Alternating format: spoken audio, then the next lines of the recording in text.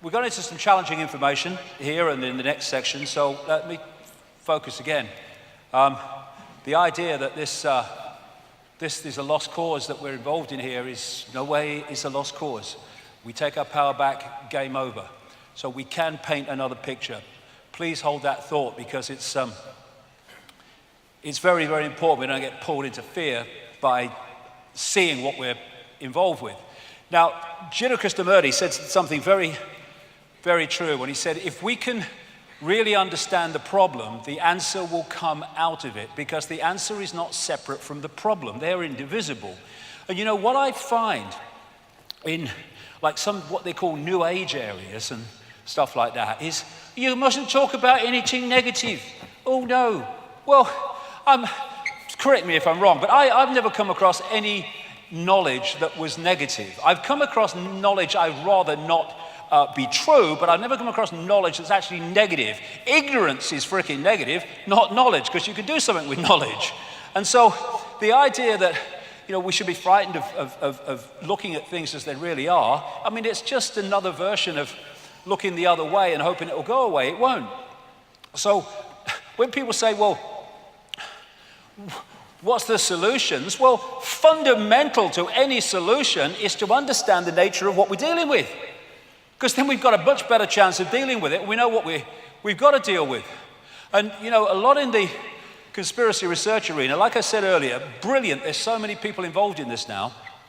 But the vast majority of them will not go even close to where we're going to go in the next 2 hours or so, because of religious belief systems, or because, well, even if it's true and I say it, I'm going to lose my credibility. I think you lose your credibility if you don't go with what you believe to be true, and you edit that on the basis of what will people think of me if I say it. That's how we got into this freaking mess.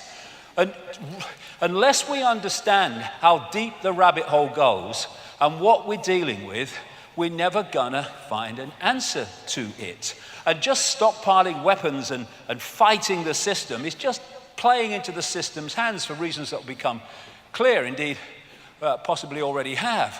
So we are infinite awareness, capable of multiple realities and perceiving multiple realities. We've been caught in the bamboozle, which has led to this and this through the control of perception. So who or what is ultimately behind this? Or at least the depth of the rabbit hole we've got so far? Well, they ain't, for a start. Because they're just here today, gone tomorrow, people who are just puppets of a system that's here yesterday, today, tomorrow, and the next day. It's not him. I don't care if he's supposed to be the most powerful man in the world. He ain't. He's another bloody glove puppet. And anyone in that job, the same applies to. It's not him either. Here today, gone tomorrow, presidents and leaders who are replaced by other leaders. But the system, the direction goes on, because there's something behind that that's pushing that direction on. And nor even is it the corporations. They're still at the level of playing out the control. It's not actually at the point of creating it. It's not the origin. It's not people sitting around tables. They're still at the point of playing it out. You can go into the shadows and you can get closer to where it's coming from, but you're still at the play out level. You go even deeper into the rabbit hole, really deep into the web. And that's where you find people like the Rothschilds and such like. You don't see us, but we control your life. But there's levels beyond that, where it's coming from. But where is it? Okay, well, I'm going to cut to the frickin' chase, really. The truth doesn't change because you don't want to hear it. Now, obviously, I can't go into great detail with this. I mean, the perception deception is that bloody big. The whole day is about connecting dots to show the picture. And all I can say is for 25 years, I've been full-time on this, and the evidence has brought me to this conclusion. There's no one out there, you see. All that is, there's no one out there. And when you think that what we're seeing is only what is within a narrow band of visible light, and then you think what possibilities lie beyond that in the great infinite forever, the idea that we are alone is absolutely beyond ludicrous. And the fact that you can be seen as crazy for believing that shows how inverted the system is. This reality, this infinity, is teeming with different expressions of life. And some of it's interacting with us. This is Professor of Mathematics and Astronomy at Queen's Mary University, London, Bernard Carr. He said, our consciousness interacts with another dimension, actually many other dimensions. Our physical senses only show us a three-dimensional universe. What exists in the higher dimensions are entities we cannot touch with our physical senses. Exactly. So the idea that we just operate in isolation of everything else is, for me, crazy. So like I say, I'll cut to the chase. This reality that we're experiencing has been hijacked by a force that some ancient people call archons, but there's different names right across the ancient world for the same force, the same entities. This is when the penny drops, when all these different names for the gods all over the world turn out to be different names for the same force, because they're described in the same way. And all over the world you see this. In the Far East, Central America, and other places, they're known as the serpent gods. The Zulus call them the Chitahuri, the children of the serpent. They're the Anunnaki in Sumer, Babylon, now Iraq. They're our snake brothers to the Hopi people of North America. They're the star people, many, many examples of that. They are the demons of Christianity. To the Gnostics, they are archons. And to the Islamic and pre-Islamic world, they're called the jinn. And in their prime form, they are energetic in nature, but they can take form, as I will talk about. So, like I say, they're described so much in the same way, because they're different names for the same thing. So, the Gnostic people, not the Christian Gnostics, the pre-Christian Gnostics, that ran the great library at Alexandria, and they also manifested as the Cathars in southern France. They say that the archons are made from luminous fire. The jinn, according to Islamic and pre-Islamic belief, are made from smokeless fire. And you see this correlation of description wherever you go. Now, this, for me, was one of the great finds ever in terms of understanding the nature of what is happening. At Nag Hammadi in Egypt, about 77 miles north of Luxor on the Nile, in 1945, a sealed jar was found with loads and loads of documents in it, leather-bound. And they told the beliefs and the perceptions of this people called the Gnostics. And the Gnostics had a completely different view of reality than religion, which is why the Roman Catholic Church and the Roman Church tried to destroy them wherever they got any strength and any foothold. They ran the great library at Alexandria, which had something like 500,000 scrolls detailing the beliefs of the ancient world and the history of the ancient world, destroyed by the Roman Church. And like I say, the Cathars, who were destroyed again by the Roman Church in 1244, I think it was, at that place in France, Montségur, that fort on the hill where I've been a couple of times. The religious establishment wanted these people destroyed because they were dangerous, because they had the truths they didn't want the people to know about. And this is what these scrolls and this find at Nag Hammadi said. 1/5 of the texts, and there were lots of them, were about a force they called the archons, which they say created our physical universe, and they equated them with the Judeo-Christian Yahweh Jehovah God. And when you see the Old Testament kill 'em and flog 'em and all that stuff God, it fits precisely with the descriptions of the archons by the Gnostics. So what they say in these writings, in these texts, is that, well, first of all, archon means prince, ruler, authorities, or from the beginning. That's why they use the word archon. They said that the archons and the Lord Archon, which they called the demiurge, was a fake god that created our physical or material reality as we perceive it. The Gnostics related the demiurge, like I say, to the Judeo-Christian Yahweh, Jehovah God, and they are inorganic, not resulting from or produced by growth. They are artificial. And they say in these texts that they created the inorganic parts of the solar system, but that the sun, the moon, and the earth were a system that were of itself and different from the rest, which was kind of interesting with what will come later. They said that the demiurge archons had no creative imagination and envy humans because we have. They're like cyborgs. Again, we're coming back to the inorganic. Like cyborgs, a robotic race that can imitate but not innovate. And the word they used was counter-mimicry. Now, what they were saying, in effect, is if you gave these archons a blank sheet of paper, they could create nothing on it. They don't have that creative imagination, that what was called intentionality. But you give them something with a piece of paper with something on it, and they can twist it and manipulate it once it exists. And they used the term fantasia, because these entities, they said, just as the Islamic people say about the jinn, have the ability to create virtual reality illusions.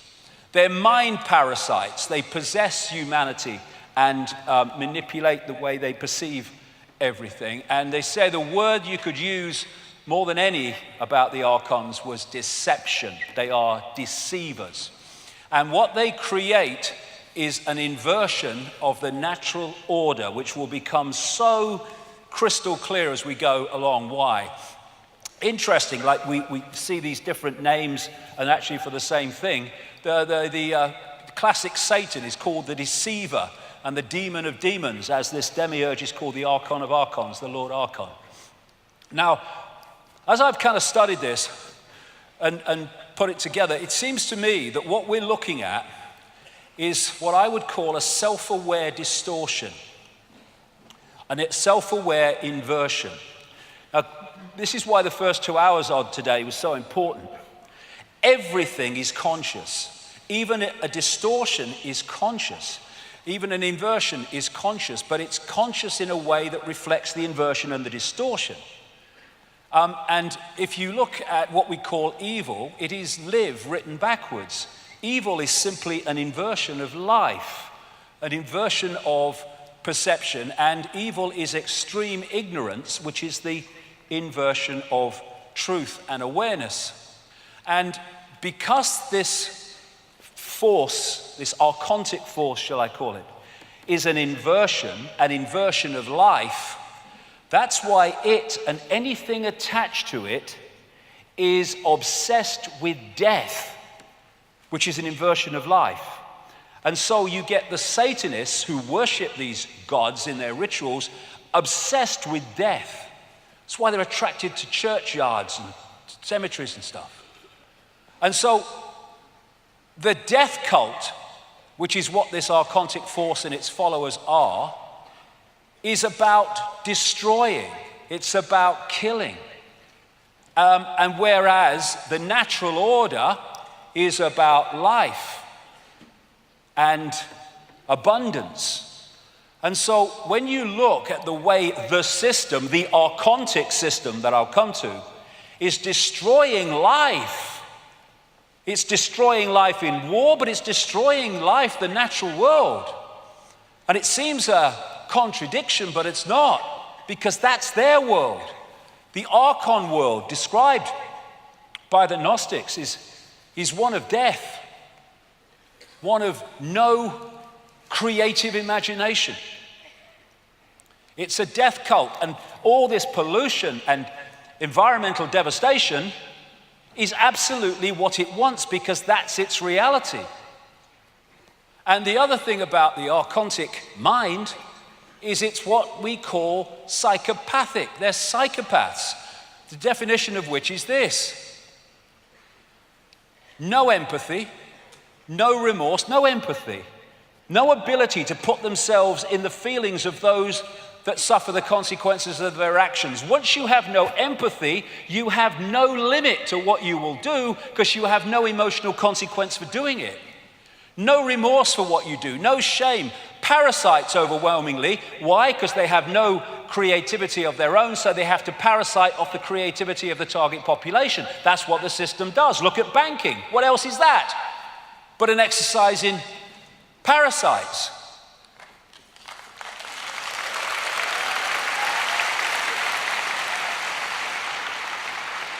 And these people, which manifest as many world leaders and all the rest of it I'll come to, are pathological liars. What is a pathological liar? An inversion of truth, inversion. And they'll do whatever it takes to get their end goal. Other thing, the Gnostics used in these texts the word hal, meaning simulation. They talked about the fact that these archons could create what we would call virtual realities through controlling perception. They said about the archons, they make something appear to happen that does not happen. They can induce a virtual reality experience in the translation. And what do the Islam and pre-Islamic worlds say about the jinn? They can manipulate humans by creating illusions. This will become big time relevant the longer we go into this 2 hours. So we're back to this, that what our reality does or is, it's possibilities and probabilities folded into existence by perception. So this whole archontic system is about programming our perception, programming a distortion of our perception, an inversion of our perception, which is why we live in a madhouse, because it's an inversion of the natural order. So the idea is to disconnect the human mind, the human droplet, from the ocean and lock us into this tiny set of frequencies which then we perceive as all that there is to see, and gotcha. Now, before this, what I call hack, and you'll see why I say hack shortly, there was another world described by the ancients, and very much along the lines of the Avatar movie and the Na'vi, the blue people, and how they interacted with the natural world, how they communicated with animals, how they communicated with each other beyond speech. And what the Gnostic texts say is that the archons made a bad copy, as they describe it, of our original reality. The original reality was that kind of avatar world. And when you say that without the first 2 hours, it would sound ludicrous and ridiculous, and that's impossible. But we're not dealing with the physical. We're dealing with information. That world is an information construct which we decode into a lovely world. This is an information construct which we decode into the world that we have today. And the idea, this might need a battery, mate. The idea is was to create this illusory reality and replace the old reality, and then this needs a battery, I think, because it's going on me. Anyway, and then tuning humans into that bad copy. Now, when you think about it, we're tuned into an information field of certain frequencies. We decode that into a reality. If we are then moved, our dial is moved, so we're decoding something else, we just decode another completely different reality. And that's what is meant by this bad copy. So this is an image that sums it up. I'm walking outside in the sun. You don't have to be in the sun. You just have to decode the fact you're in the frickin' sun. And it's the same with this bad copy. You just decode a reality and you think it's real because it's the only one that you can perceive. So you can decode a reality of the avatar kind, and then you are fed a different information source, tuned into it, ways that I'll come to, and then you decode a different reality, what I call the archontic reality. And this, I would strongly suggest, is the fake reality that we have been decoding through what we call known human history, modern human history, and further, that we think is just a natural world. It ain't. If you can create a virtual reality simulation, then you can create an alternative to it as well, which is what the bad copy is. And you're tuned to it through something called entrainment. Entrainment is the process by which, if you have 3 violins and they're all plucked to the same note, therefore they are the dominant frequency, put another violin in there, either plucked to another note or not plucked to any note, and it will start vibrating in sympathy with them, because they're the dominant frequency. And if you can create a dominant frequency, then you can start to entrain the human decoding system into that frequency, and suddenly you're decoding a completely different reality. And once that happens, they gotcha. If you don't realize that's what's happened, because to you, well, this is how it is, mate. This is the world, isn't it? Well, what world is it? That's my question. And, you know, I liken this archontic distortion, inversion, to a computer virus. It absolutely fits. A computer virus, in our terms, obviously not exactly the same, infecting human perception. So what is, like I said earlier, a computer virus? It's rogue information. It's just introducing into the original system rogue information which distorts their word again and inverts the original system. So this is what a computer virus can do. Damage files, slow the system, show messages, take control. And how a computer virus works: a virus is a small piece of software that piggybacks on real programs. The archons do not have creative imagination. They cannot create. They can only distort what already exists. How can you describe a computer virus in better terms than that? Similar to the way a biological virus must hitch a ride on a cell, a computer virus must piggyback on top of some other program or document in order to launch. Once a computer virus is running, it can affect other programs or documents. It has piggybacked the original reality and has distorted it. And this is what is manifested as what the Gnostics called a bad copy. Now, we are taking energy, sustenance, from the energetic field. And we take energy from that field within the frequency band that we're vibrating to or resonating to. We can't take it outside of that band because we can't sync with it, like Radio 1 can't sync with Radio 2. So if you are a distortion and an inversion, you cannot get energetic sustenance from the natural order because you're not in that frequency band. So to get your sustenance, your energetic sustenance, you have to get it from other distorted energy which is in the frequency band that you are interacting with. And so the peoples around the world, the different cultures, etc., talk about the fact that these entities, it's a universal virtually description, feed off human energy, but not just any human energy. Low vibrational, as I would call it, human emotion. They feed off fear and anxiety and frustration and anger and conflict and war because they are a distortion of the natural order of love, of peace and balance. And thus, these archontic inversions, energies can feed off them. And so, it's very like in the Matrix where the machines, again, inorganic, were feeding off human energy.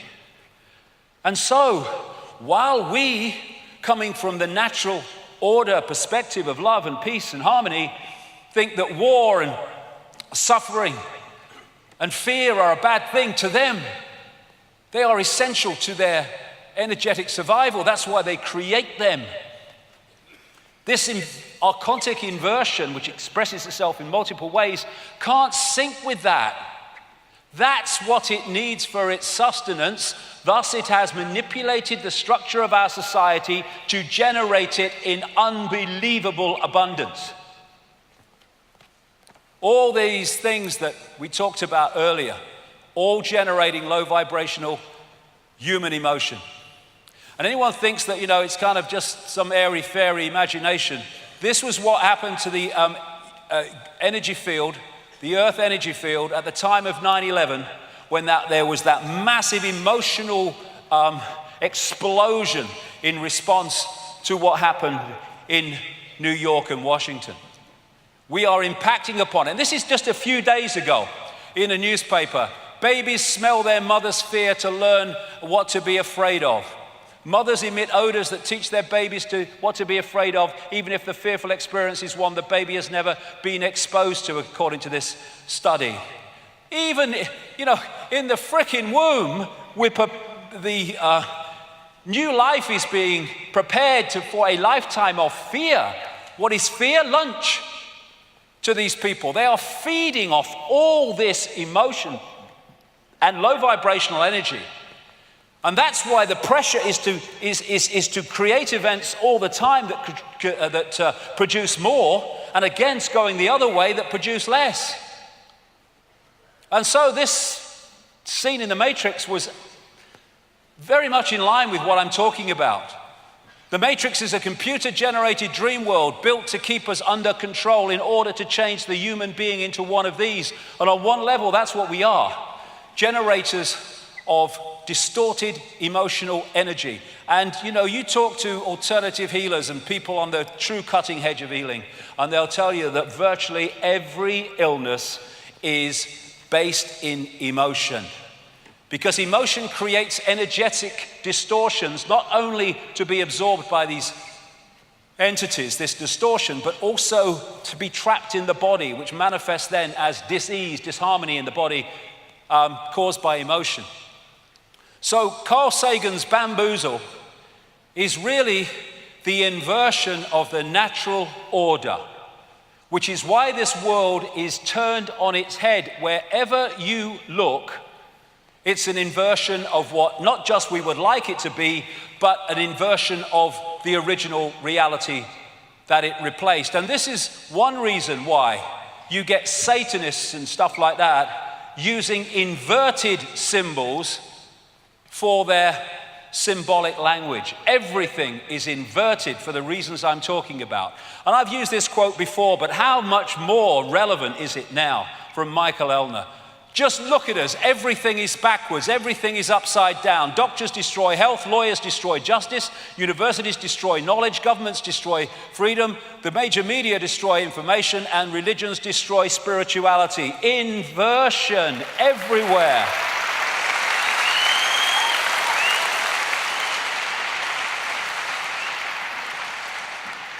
And these expressions of this archontic force are genetic liars, because lying is an inversion of truth.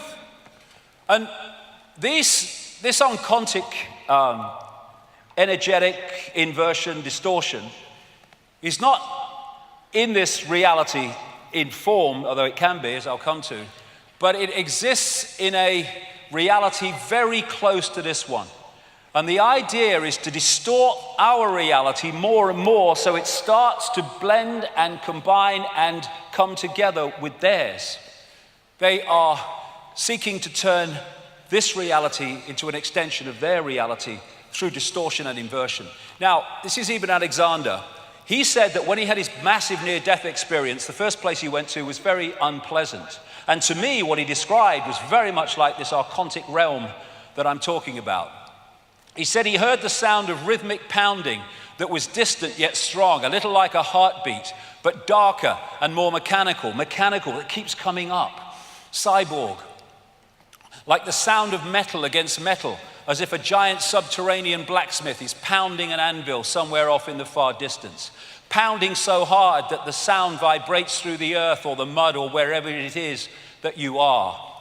Reptilian, worm-like creatures crowded past him, he said, and sometimes rubbing against him with their smooth and spiky skins. Faces bubbled up out of the darkness and became ugly and threatening. The pounding intensified and became like the work beat for some army of troll-like underground workers. He became aware of a smell, a little like feces, a little like blood, a little like vomit, a biological smell, in other words, but of biological death, not biological life. And whatever, that fits absolutely the descriptions of these entities and this inversion. And they're seeking to bring their reality into ours by sinking their frequency. The Golden Age society, the way it's described, and again in the way the Avatar movie portrayed that society, was a heart society. This was the point from which they interacted with the world, the heart, which allowed them to experience reality outside the bounds of time and space. When you come from the heart, you don't do hatred. The heart doesn't hate. The heart doesn't seek to destroy. And so this inversion was about taking the point of interaction with the world from the point of love, heart, into the emotions. And how do we see now our society and how people interact with it from the level of emotional response and emotional reaction instead of here? And when that moves to that we interact with the world here, the world dramatically changes. And so, like I said earlier, with this heart coherence with the central nervous system and the brain, once we get into this, we start to disconnect from the heart, disconnect from beyond time and space, and start to have this as the governor of our perception. And if you take it in a computer game terms, the idea is to pull us into the lowest level where this archontic force works from. Now, these Gnostic writings have been estimated to have been buried in that sealed jar between about 350 and 400 AD, which corresponds with the destruction of the Great Library of Alexandria run by Gnostic thinkers. But it's suggested that they were possibly written about 100 AD. In those documents, all that time ago, best part of 2,000 years, they say that the archons can take form, and the main forms they take are reptilian entities and those known today as greys. The archons describe the greys as like an unborn baby or fetus with grey skin and dark, unmoving eyes. That was nearly 2,000 years ago, and it's the same description as what we call grey entities today in the modern world. And of course, I've been saying for a long time now that behind the human networks of control is a reptilian form. But I did say a long time ago, I didn't think it ended there. I thought it went into the realms of something else, and this something else is this archontic inversion, I would suggest. So when I was talking about the reptiles, of course, I got lots of ridicule. Hey, he's mad. And my response to that has always been the same as well. This has been my feeling about what they say.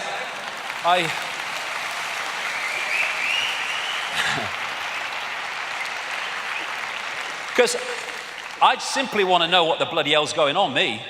Just want to know what's going on. Whatever it is, I want to know. And if people don't like it, well, they do the other thing, that's just as good. But is it madness, or is it seeing beyond the program? Like I say, condemnation without investigation is the height of ignorance. But they say it's rubbish, but they don't investigate it. And yet, when the Daily Mail runs a story from some chemist, scientist a few years ago who said that he thinks from his research that there are reptilian entities all around in other dimensions, then he was treated as dead straight because he's a scientist, so he must know what he's talking about.